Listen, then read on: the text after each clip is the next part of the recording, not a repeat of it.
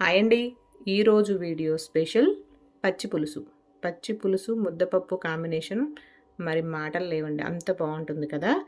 ఇది ఆరోగ్యానికి కూడా చాలా మంచిదండి. వేసవి కాలంలో చలవ చేస్తుంది, డైజెషన్ ప్రాబ్లమ్స్ ఉండవు, మోషన్ కూడా ఫ్రీ మోషన్ అవుతుందండి పచ్చి పులుసు వల్ల.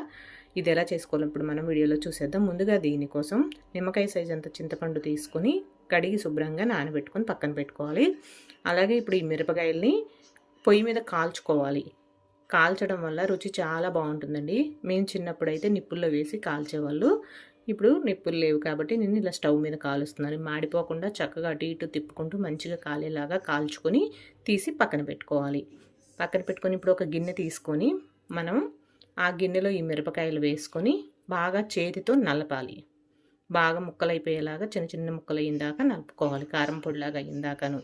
ఇవి త్వరగానే నలిగిపోతాయండి. మనం కాల్చాం కాబట్టి ఇలాగ అనగానే చక్కగా కరకరలాడుతూ నలిగిపోతాయి. ఇలా నలిగిన తర్వాత మనం కట్ చేసుకున్నటువంటి ఉల్లిపాయ ముక్కలు కూడా ఇందులో వేసుకొని తగినంత ఉప్పు కూడా వేసుకొని బాగా పిసకాలండి. ఉల్లిపాయ ముక్కలు, ఈ మిరపకాయల పొడి, ఈ ఉప్పు కలిసేలాగా బాగా పిసికి మనం నానబెట్టి పెట్టుకున్నటువంటి చింతపండును కూడా పులుసు తీసుకొని ఇందులో వేసుకోవాలి.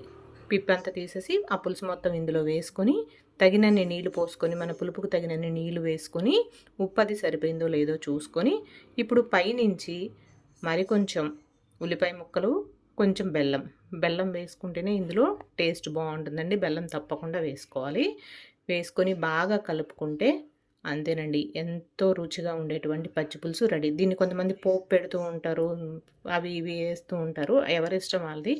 కానీ మేము చిన్నప్పుడు మాత్రం ఏమి లేదండి, సింపుల్గా మిరపకాయలు కాల్చేసి పిసికేసి చింతపండు రసం పోసి ఉల్లిపాయ ముక్కలు వేసేసి వేసుకోవడమే. ఓకేనండి. ఈ వీడియో నచ్చితే లైక్ చేయండి, షేర్ చేయండి, సబ్స్క్రైబ్ చేసుకోండి. Thank you. బై అండి.